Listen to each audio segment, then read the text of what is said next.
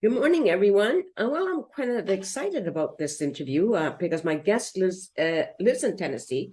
She is, let's see now, associate professor, director at Middle Tennessee State University, and she studied this one's ethnomusicology at the University of British Columbia. Welcome to the show, Mei Han. Thank you for having me, Nancy. That's great, by the way. That's great. So I'm just sort of curious, how did you end up being where you are? Well, if you look at the instruments behind me, this is a Center for Chinese Music and Culture created at Middle Tennessee State University by me.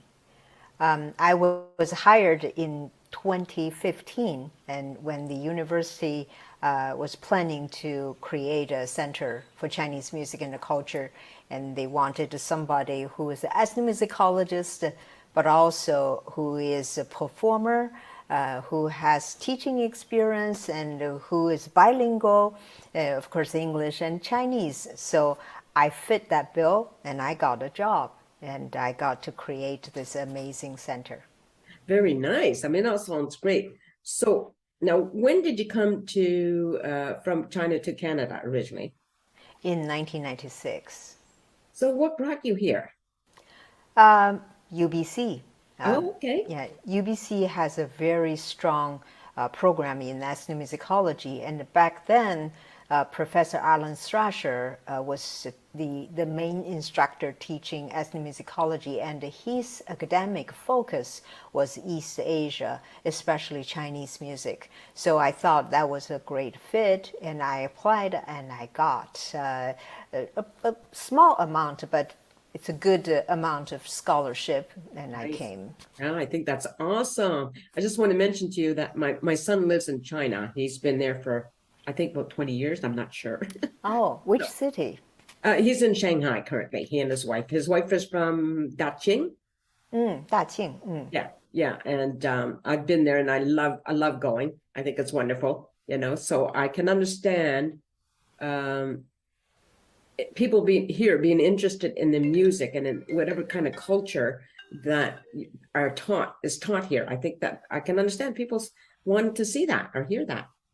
Yeah, and what when we talk about West or North America, it's such a vast land and culturally diverse place. Mhm. In West Coast, where Canada West Coast or U.S. West Coast, the culture is very different from what it is in Tennessee, and I would say a lot more immigrants from Asia that certainly changed the cultural landscape of there.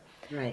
But my job here, I feel it's very meaningful because that many people do not know about China, and and especially its music, its long history, and unique aesthetics behind the music. Right. So this is what I'm happy about my job here. I think especially in the, we sometimes hear negative things about China. So I think this is wonderful that you're able to have that opportunity to teach people about the music. I think it's great. Yes, I believe music has ability to transcend politics, Yes. and it helps, really helps people to understand each other, to bridge that gap. And every country, every society has its own challenge, and China has such a long history. We're talking about at least 5,000 years of Mm. history, and we need to look at that history holistically. And as any Yeah. society that has a long history, something good and something bad. It's fascinating. Now tell me about the program, the music program itself. Well, we have this gallery, yeah, again behind me, that holds over 100 musical instruments. Wow. And right here behind me is a set of bronze bells, and these are replica or section of a replica that was originally made in 433 BCE, and founded in 1978 in Hubei province.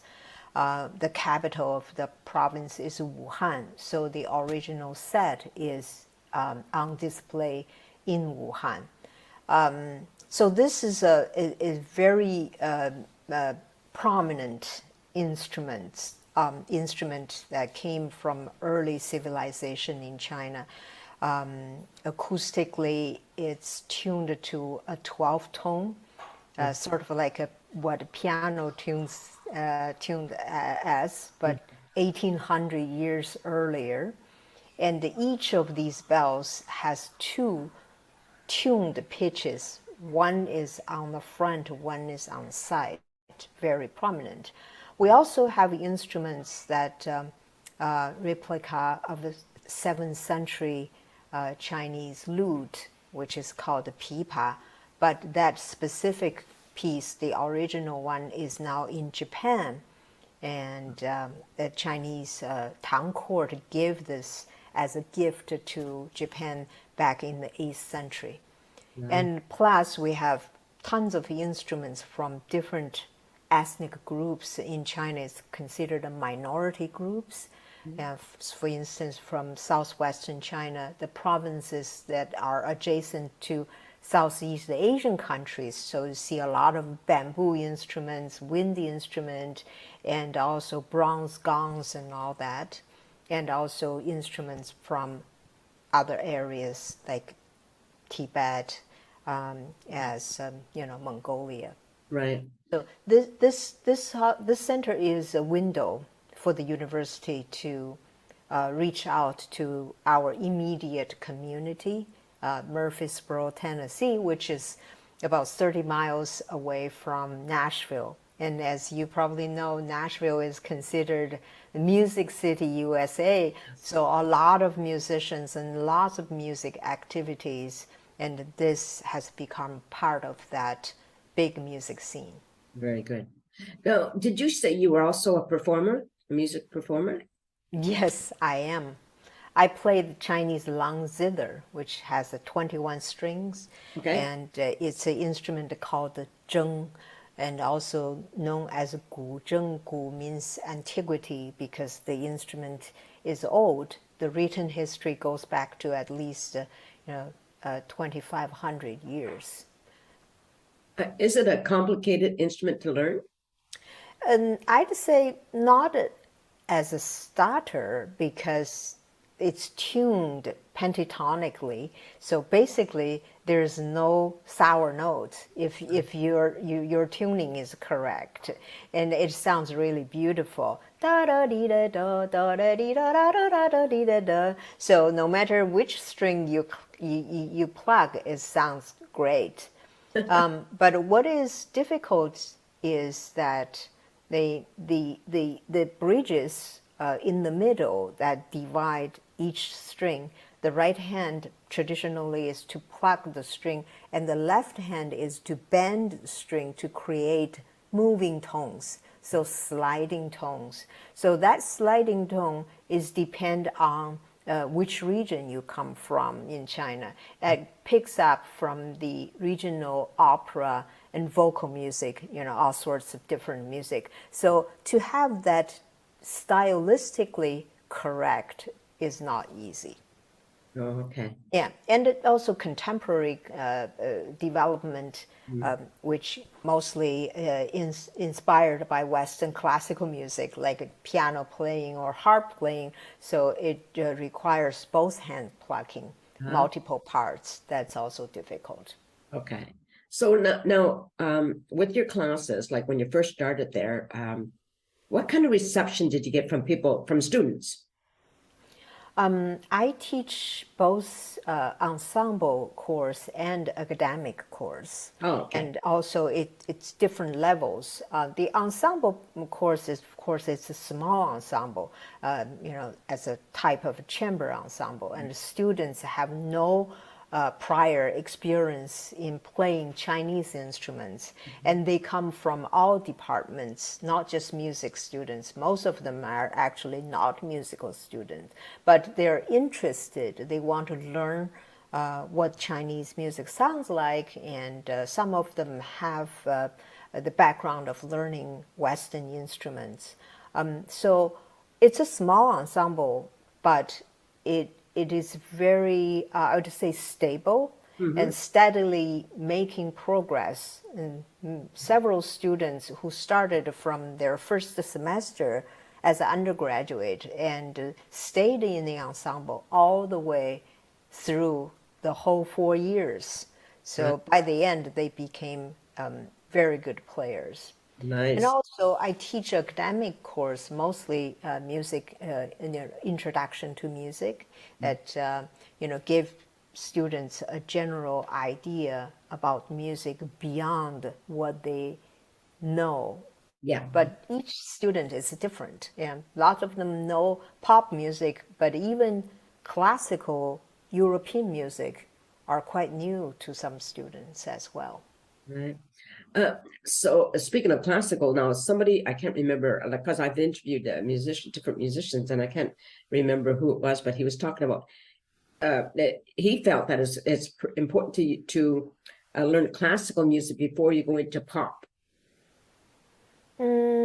Well, again, maybe because I'm academia, I'd like to clarify concept what is considered classical music. Okay. And in the realm of Western music, classical music, it's basically that 100 years of classical music from Europe. Oh, right. Yeah, I think having a foundation from classical music is definitely a plus.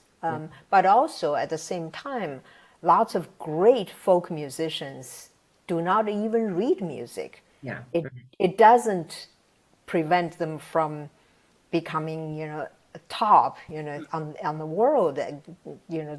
That's not a direct connection. You know what I mean? Yes. Yeah. Yeah, it's good to have it, but it doesn't mean you don't have it, you cannot make it as a good musician. Right. Now, of course, we went through COVID, and I imagine it affected the university, right? Yes. And now things are getting back to normal, I believe. So have you seen any changes, like kind of different attitude for people from before COVID to now? Yes, I think in general, people appreciate each other more. you know, things that we had taken for granted. Yeah. Seeing each other, to say hi, to shake a hand, before COVID. Now it becomes something. We are aware. Just being with somebody in the room, especially live music performance, that is so important. In the last 2 years, I made a lot of video performances online. It's just different because music is not just about sound. It's about this passing energy Right. between performers and listeners, and that has to be in person. Yes. Yeah. But also, I noticed for young students, especially who came to a university in 2020, say, so their first 2 years at university basically had very little Yeah. contact in person in class. So they needed time to adjust. That's a challenge as well. And for instructor, of course, I feel I have to be sensitive to each individual, what this person has gone through, what this person's family has gone through in the last 2 years. That all needs to be, considered Right. in this teaching plan. Right. For sure. No, no, you mentioned the ensemble. Do they perform outside of the university? Yes, we do. First of all, we play in the concert hall, that as a semester concert. We play in the local festivals. For instance, in 3 weeks, October 22nd, we're going to perform at Borough International Festival. This will be the third time that the ensemble playing in this festival. And we played in Kentucky last year, and also we had visiting student ensemble from Texas to come to play with us together in last spring.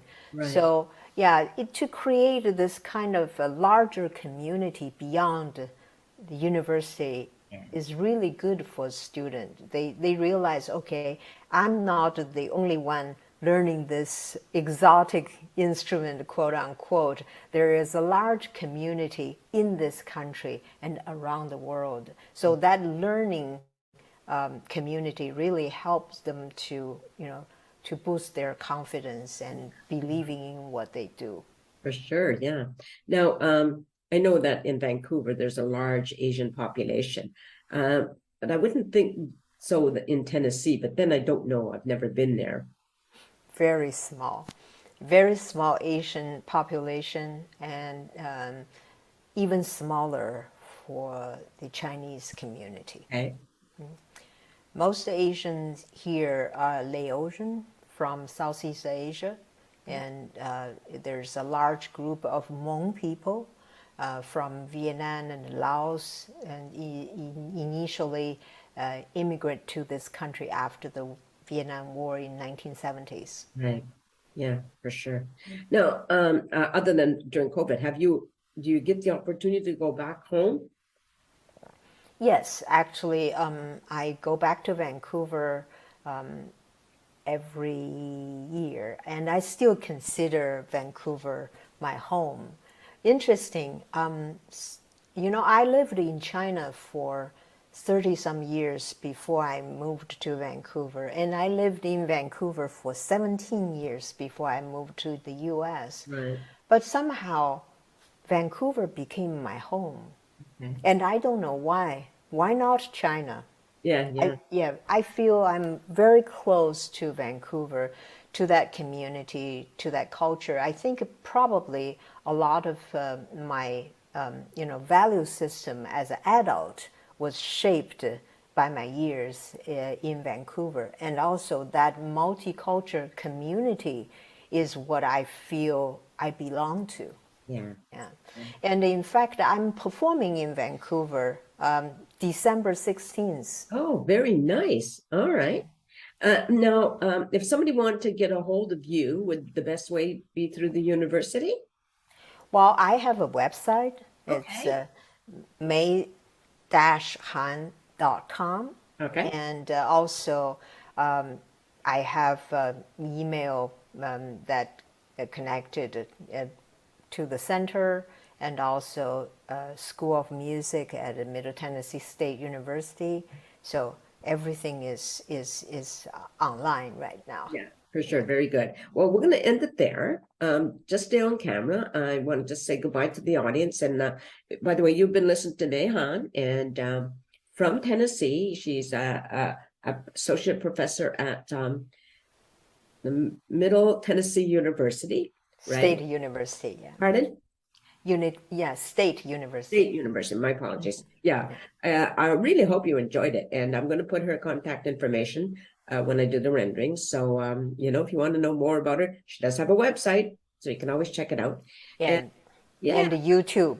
Yeah. Oh, and a lot of new YouTube performance videos. Very good. Very good. And thank you, everybody, for watching the show. And just remember to be nice, and peace out. A sense of community, Chilliwack's a place to be. A sense of community when you're free. Rolling through the mountains, rolling through the valley, rolling through paradise with me. It's multicultural, you're sure to see it all. Chilliwack's a place to be, you'll see. Come party in the park, go dancing after dark. Chilliwack's a place to be, you'll see.